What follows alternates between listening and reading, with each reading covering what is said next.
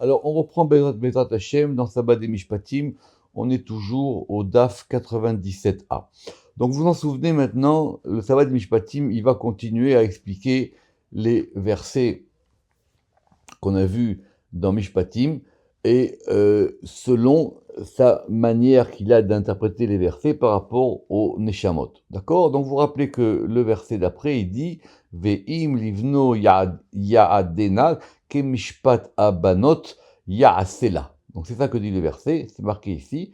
Et si donc il la désigne à son fils, kemishpat abanot, selon le jugement des filles, Ya'asela, il fera pour elle. D'accord? Donc ça veut dire que lui, il veut pas l'épouser.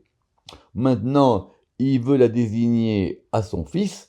Et donc, à ce moment-là, elle sera traitée, c'est ça que ça veut dire qu'Emishpat Tabanot, elle sera traitée comme une dame normale. C'est-à-dire, effectivement, ça sera comme un mariage normal. C'est-à-dire, quelque part, on sort du rapport de servante et de maître, et maintenant elle va reprendre le statut normal de femme normale, qui est Mishpat Abanot Ya'asela. Donc nous, effectivement, on veut interpréter avec le Savad Mishpatim cette suite-là par rapport à la Neshama.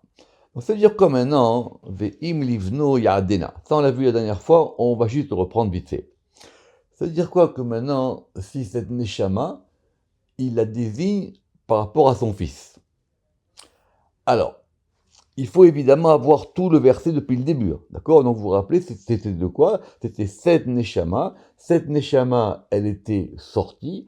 Maintenant, on vous rappelle la dernière fois, on a dit Lo yimshol et amnochri, elle ne sera pas dominée par un peuple étranger. C'est-à-dire si effectivement cette Neshama, elle a le beged, elle a ce fameux vêtement de protection, alors même après la mort, elle sera protégée et elle ne sera pas dominée par les forces étrangères. Autrement dit, d'après un des pshats qu'on a vu, elle n'ira pas au Gehinam. Tachazé. Donc viens, expliquons ça. Tachazé, viens et vois. Itle le varnash le if dahara de la yiste orchoy be'ayalma. Viens et vois combien l'homme, il doit faire attention de ne pas dévoyer sa voix, ou ses voix au pluriel, dans ce monde-ci. Parce qu'effectivement, en fonction de son comportement dans ce monde-ci, ce sera les rapports avec la Neshama qui vont être affectés. C'est une idée très importante depuis le début du texte. À savoir qu'on est dépositaire, on est même associé avec une Neshama.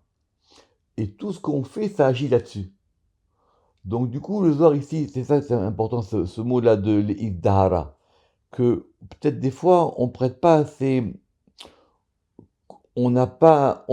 attention, on n'a pas assez conscience de cette chose-là, de ce bien divin qu'on a en nous et qu'on doit préserver et qu'on doit même faire évoluer. Parce que si maintenant l'homme, il a mérité dans ce monde-ci, venatir là, les nishmata kedakayut, et que donc il va protéger, il va garder, il va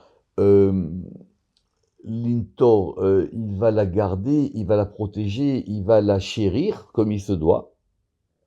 Aïe ou Barnache, alors cet homme-là, il a accompli sa mission. C'était sa mission. C'était ça qu'il devait faire. On a reçu une Neshama. Cette Neshama, elle vient d'en haut. Et cette Neshama, on doit nous faire ce qu'on peut faire de mieux avec cette Neshama. Alors cet homme-là, Aïe ou Barnache, ça c'est l'homme que Dieu agrée. Lui, il a bien agi. Parce que d'abord, ça veut dire que cette rencontre de l'homme et la Neshama, elle s'est bien passée. Donc du coup, ils vont établir, vous vous rappelez, ils vont établir un lien. Et ce lien, c'est un lien pérenne qui va durer. C'est un lien pérenne qui durera jusqu'à la résurrection des morts. Et qu'est-ce qui se passe? Quand ça se passe comme ça, alors, Kuchaberichou, non seulement il agrée cette personne-là, Veishtabarbe Bechol Yoma, et il va le louer. C'est-à-dire, il dit voilà, tous les, tous les risques que ça avait, toutes les difficultés que ça avait, comme on a dit la dernière fois, les difficultés et les périls de ce voyage. Regardez, tout ça, ça a apporté ses fruits. Il y a quelque chose qui est sorti de ça.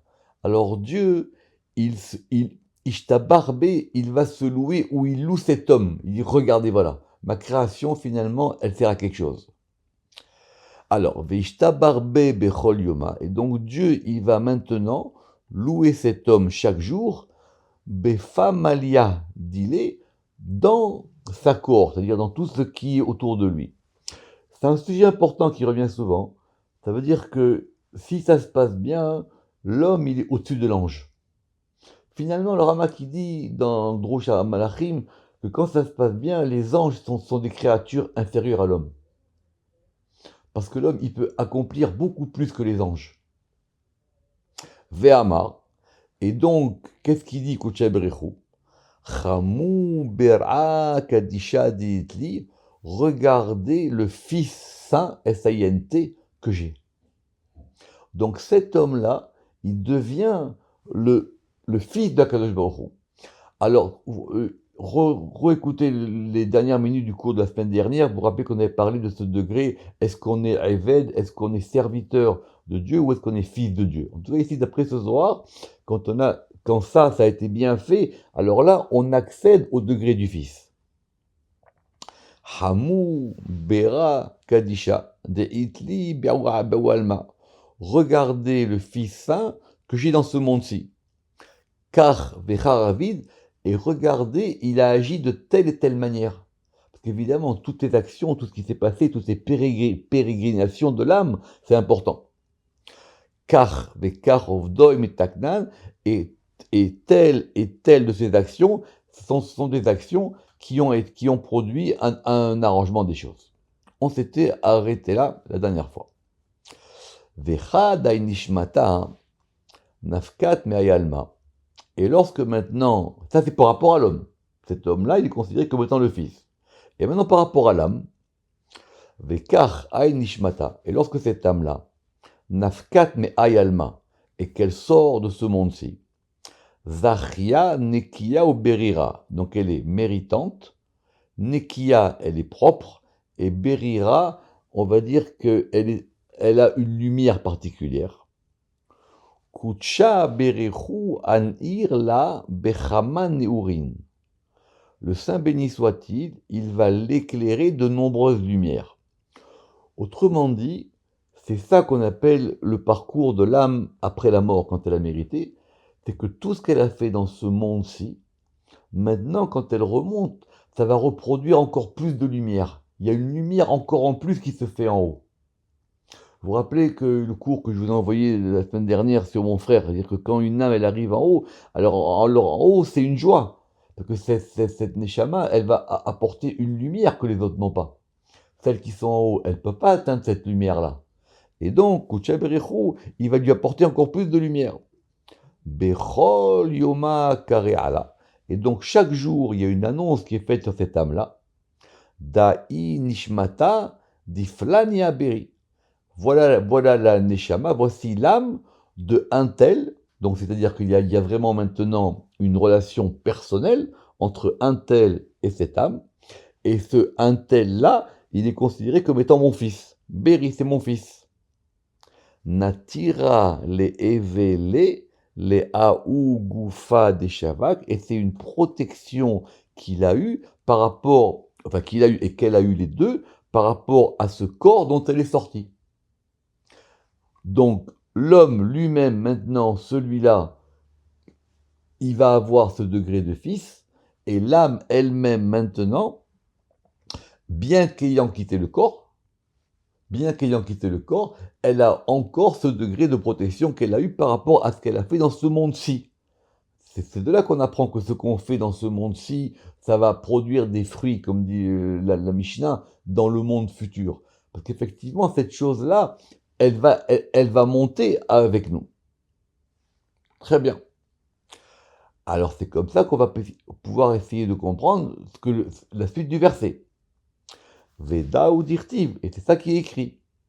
Ve'im livno ya'adena kemishpat abanot ya'asela. Alors évidemment, on va prendre notre temps, il faut voir les choses doucement. Donc, Ve'im livno ya'adena. Si maintenant cette âme-là, elle a été assignée, comme on avait dit, elle avait été mise, assignée, mise en convocation, c'est tous les sens de ce mot de ya'ad, c'est-à-dire dans son but là, elle est par rapport à son fils, Kemishpat abanot ya'asela, il va agir comme le jugement des filles. Alors, faisons attention aux mots parce que évidemment le Zohar va le faire. Mishpat, ça veut dire selon le jugement. C'est quoi le jugement? C'est qu'effectivement, il va y avoir un jugement. Donc maintenant, une fois que après la mort, il y a un jugement. Donc de ce jugement-là, lui maintenant, il est désigné comme étant un fils, et elle maintenant, Mishpat abanot, selon le jugement des filles, Yaasela. Pourquoi c'est intéressant?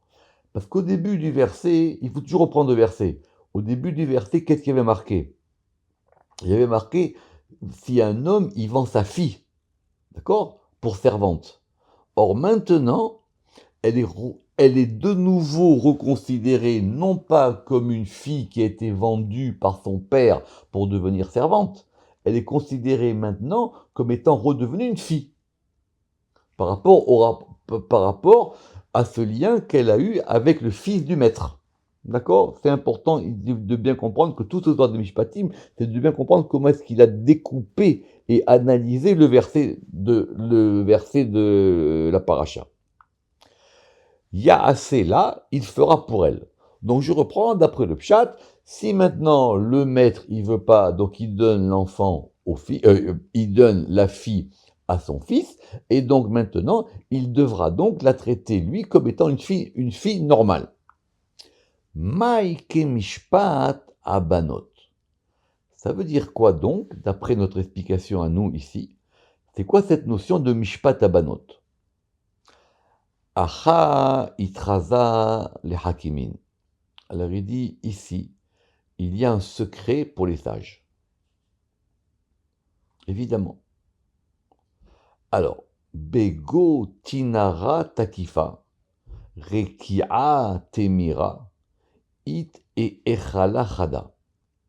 Alors, à l'intérieur, il faut faire attention aux mots, évidemment, ce sont des mots un peu bizarres et donc tout le monde n'est pas d'accord sur la traduction. Je vous rappelle que je vous ai envoyé les traductions de Poli et de Math pour ceux qui veulent comparer et travailler.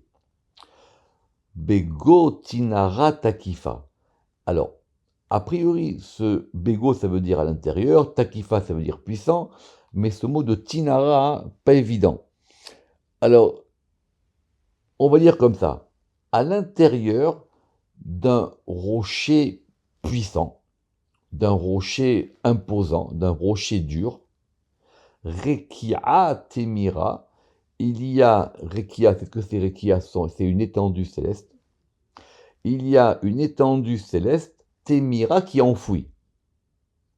Donc à l'intérieur d'un rocher puissant, Rekia Temira, a priori ça voudrait dire qu'il y a là-bas une étendue céleste qui est cachée. It et Chalachada, on trouve là-bas un palais. It et Chalachada. Des Cré et Chalahava qui s'appelle le palais de l'amour. Alors, c'est un sujet compliqué. Pourquoi? Pourquoi le Zohar il a besoin de nous donner toutes ces précautions, Bego, Tinara, Takifa, Rekia, Temira, pour nous dire qu'il y a un palais? On connaît les palais. Vous avez vu, je vous rappelle qu'on a fait Shar et Chalot, je vous rappelle qu'on a fait des cours sur ça, je vous rappelle que dans le Zohar, dans Parashat Pekoudé, on a vu les palais en long et en large. Et d'autant plus que les palais, on connaît leur nom. Et pourquoi et donc on sait que Echala Hava, c'est un palais qui existe, le palais de l'amour. Vous vous rappelez, c'est en général le palais qui est lié à Chesed. Donc pourquoi le Zohar ici, il prend autant de précautions pour nous décrire un palais qu'on connaît déjà? Très bien. Le Ramak sur ça, il a 4 pages de commentaires. 4 pages. 4 pages, c'est beaucoup. D'accord? 4 pages de commentaires. Je vous résume. Les chalotes, c'est un sujet qu'on connaît. On connaît les palais, on sait comment ça fonctionne, vous vous rappelez, on a fait Shar Chalot, je vous demande de le revoir, c'est très très long, c'est très compliqué, mais ça au moins c'est un sujet classique. Il y a les Chalot, il y a les Madourim, on sait combien sont les palais, on sait quels sont leurs noms, on sait quels sont les noms des anges dans les palais, tout ça c'est clair. Pourquoi ici, maintenant, on a besoin d'avoir ça de façon, j'allais dire, un peu compliquée? D'autant plus que dans les palais, on avait compris là-bas que les palais étaient aussi des lieux de station, des lieux de passage des âmes. Alors, pour le Ramak, la première question, c'est que ici, quand on nous a dit ici, Bego, Tinara, Takifa, Rekiat et Mira, on ne nous parle pas des palais ordinaires. On nous parle des palais à un autre niveau. Il y a un autre niveau des palais. Et à cet autre niveau des palais, on trouve un palais qui s'appelle le palais de l'amour. Mais ce palais de l'amour, de Echalava, ce n'est pas le même que le palais qu'on connaît habituellement. En deux mots, on avait cru comprendre, pour ceux qui ont suivi, que les palais ils étaient liés au monde de la Yetzira. Mais ici, comme il s'agit de quoi? Il s'agit de l'âme, de cette âme-là, qui a réussi tout dans cette vie, qui maintenant monte, et elle monte au plus haut degré, et là, il va avoir un lien qu'on va décrire maintenant avec ce palais de l'amour. Donc, c'est dans la Tzilut. Or, le fait qu'il y ait des palais dans la Tzilut, d'après le Ramak, c'est un vrai problème. D'après le Harizal, ce n'est pas un problème. Parce que d'après le Harizal, il y a des palais à tous les degrés. Donc, à n'importe quel des degrés, il y a des palais. Quel est le lien entre les palais et les sphirotes? Je ne vais pas refaire les cours, ça, il faut avoir fait ça déjà plusieurs fois. Mais en tout cas, on reprend. Maïk et Mishpat Abanot, ça veut dire quoi que Mishpat Abanot, ça veut dire quoi selon le jugement des filles? Il y a un lieu particulier, un lieu très très haut, et où il y a un palais qui s'appelle le palais de l'amour. Vetaman, Inun, Ginzin, Temirin. Et là-bas, il y a des trésors cachés, des trésors enfouis. Vechol Nishikin del Chimou de Malka. Et tous les baisers d'amour du roi se trouvent là-bas. C'est un palais où le roi, donc le Saint béni soit-il, c'est là qu'il donne des baisers. Ve'inu nishmatin rechim'an de Malka, alan alain taman. Et c'est dans ce palais où montent les âmes qui sont aimées par Dieu. Les âmes qui ont réussi tout ça, ces âmes-là qui sont des âmes aimées de Dieu, elles vont pouvoir monter dans ce palais pour pouvoir recevoir un baiser divin. Ve'inu nishmatin dans les mots, et ces âmes, rechima'an qui sont aimées, demalka par le roi, alaïn elles montent, et elles montent là-bas. De quoi il s'agit? Kivan de Malka Aal Beaou Echala de Malka. Lorsque le roi, il monte dans le palais du roi. Ça veut dire quoi? Le roi, il a plusieurs palais. Quand le roi, il va dans ce palais-là, Taman Ktiv, là-bas, il est écrit le secret qui était marqué à propos du baiser de Jacob et Rachel. Vaïchak Yaakov les Rachel. Vous vous rappelez l'histoire, Yaakov il arrive et la première des choses qu'il fait, c'est qu'il embrasse Rachel. En Genèse 22. C'est quoi ce baiser de Jacob et Rachel? Rappelez-vous que même les commentateurs, ils ont dit, mais comment ça? Tout de suite, il la voit et il l'embrasse. Donc c'est un baiser divin. Vekucha berechu ashkar taman. Et le Saint béni soit-il, il se trouve là-bas. Lea'i nishmata kadisha. Alors, on va refaire différemment, pour avoir clair dans l'araméen. Lorsque le Saint béni soit-il, il monte dans ce palais qui est un de ses palais, et qui va trouver là-bas cette âme, apparemment donc l'âme, elle arrive dans ce palais d'elle-même, parce qu'elle a fait. Et le Saint béni soit-il, il la trouve là-bas. Kadim miyad, donc lui, il va devancer cette âme. Venachik là, et il l'embrasse. Gafif là, on pourra presque dire, ici, il va l'entourer, il va l'embrasser comme avec ses bras. Vesalik la baade, et il la fait monter avec lui. Veishtashabe, et il va se délecter d'elle. C'est une âme qui a atteint le plus haut degré possible des âmes. Donc cette âme-là, elle atteint ce palais, et dans ce palais, elle reçoit un baiser divin.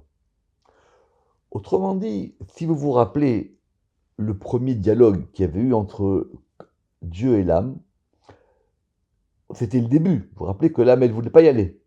Dieu il a dit, mais tu dois. Elle a dit, mais surtout pas, mais qu'est-ce qui va m'arriver, etc. Or là, maintenant, on a l'autre côté. Une fois que tout ça s'est passé comme il se doit, alors à ce moment-là, il y a un rapprochement de Dieu et l'âme. Comme si au départ, l'âme, il y avait une espèce de dialogue, une distance entre les deux. Et là, maintenant, il y a une proximité encore plus grande. Vedaou kemishpat abanot ya'asela. Et c'est ça ce que le verset a voulu nous dire. Ça veut dire quoi donc? Kemishpat abanot ya'asela, comme le jugement des filles il fera pour elles.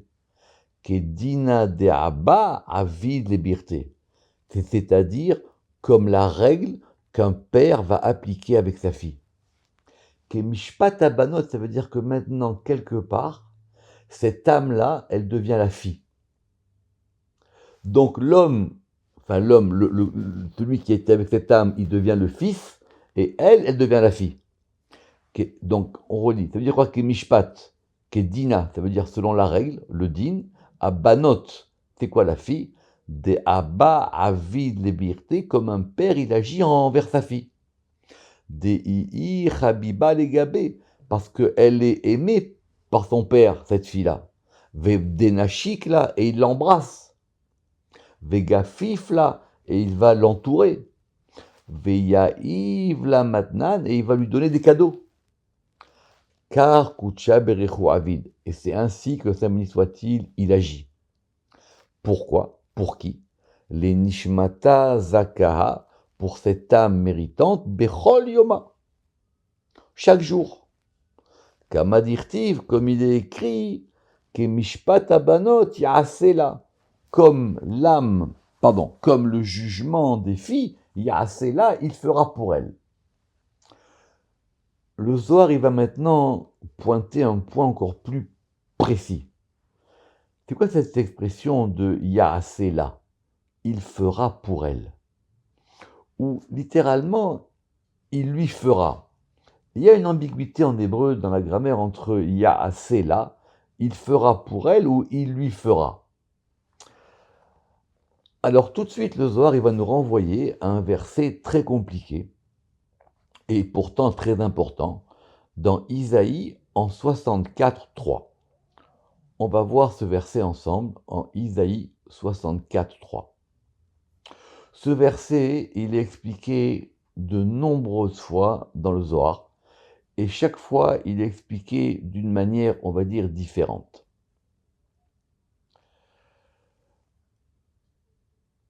Ou me'olam lo sham'u velo ezinu ahin lo ra'ata Elohim zulatecha ya'ase lemechakelo ou limchakelo. Ceux qui ont fait le Zohar Chok l'Israël, ils ont vu ce verset plusieurs fois. Évidemment, c'est le prophète qui va donner des promesses, des choses qui arriveront dans les temps futurs, et à propos de la récompense des âmes.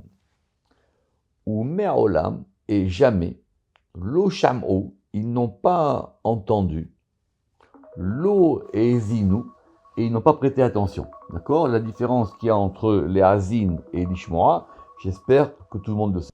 Donc, je reprends. Ou me'olam lo sham'u, lo ezinu. Et jamais ils n'ont pas ni entendu ni écouté. D'accord? La différence qu'il y a entre l'ishmoa et l'azin. L'azin, c'est l'oreille. Aïn l'orata, l'œil ne l'a pas vu. Alors l'orata, c'est un féminin. Aïn l'orata, l'œil ne l'a pas vu.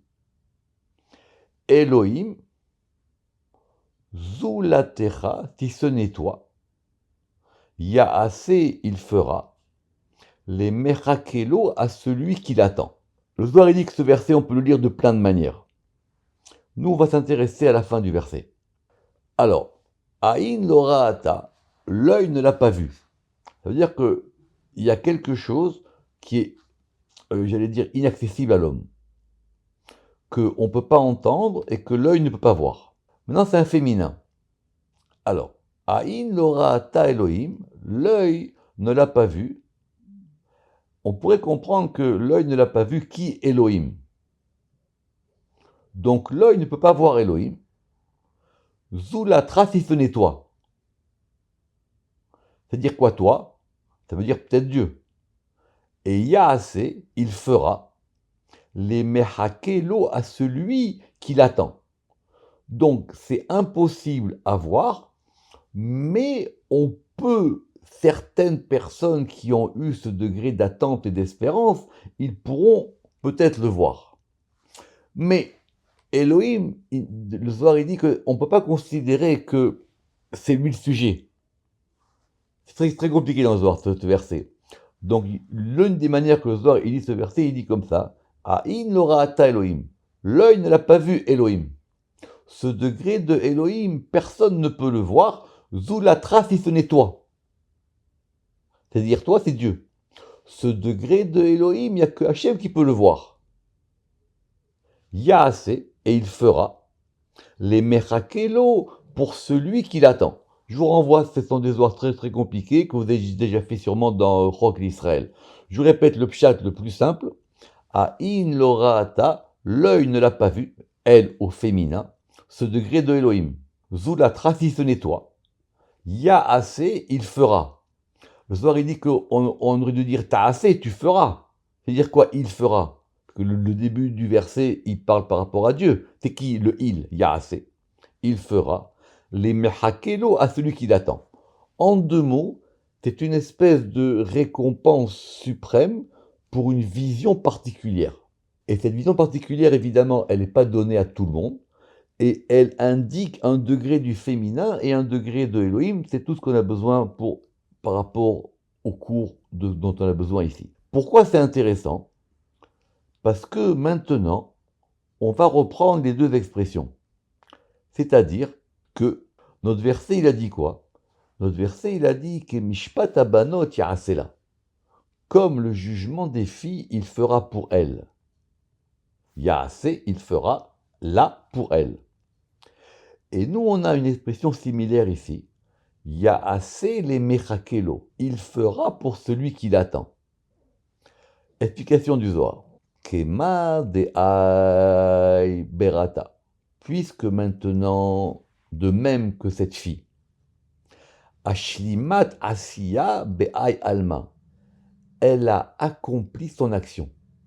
C'est ça le Yaase. La Asiya, c'est évidemment le monde de l'action, le monde de la Asiya. C'est-à-dire, dans ce monde-ci, elle a fait ce qu'elle avait à faire. Elle a accompli tout ce qu'elle pouvait faire. Ashlimat, elle a accompli, elle a terminé. Ouf, Achi. Alors, ainsi de même, Kuchaberechu Ashlim la Asiya Achara. Le Saint béni soit-il, lui aussi, il va accomplir son action. Ça veut dire, elle, dans le monde de l'action, qui est le monde de la matière, le monde des choses, le monde de tout ce qu'on veut, le monde du corps, elle a réussi à faire quelque chose. Elle a fait quelque chose. Et ce quelque chose-là, c'est un surplus. Parce qu'en haut, elle ne pouvait pas le faire. Alors, Saint béni soit-il, lui aussi, il va, l'ashlim, il va donc compléter, au sens de la complétude, cette action-là. Ba'alma deate, mais cette complétude-là, il va la faire dans le monde d'en haut. Autrement dit, il y a une possibilité même de compléter, d'achever, enfin, c'est pas le mot achever, mais dans le sens de l'ashlim, dans le sens de compléter, de terminer, dans le monde qui est plus haut. La preuve, dirtiv, Aïn lora'ata Elohim, zulatecha ya'ase le machakelo. D'une part, je reprends. Aïn lora'ata Elohim zulatecha ya'ase le mechakelo. Et ici, il est écrit Ya'ase la. et on est passé au folio 97b. Alken, c'est pourquoi que maintenant les deux vont être ensemble. Il va avoir une complétude de Dieu et de l'âme. Fin du discours pour le moment de Sabbat des Mishpatim. Aou Saba Ishtatach. Et donc ce vieillard, il s'est prosterné. Vetsale Tseluta. Et il a fait une prière. Bachak et Demilkamin.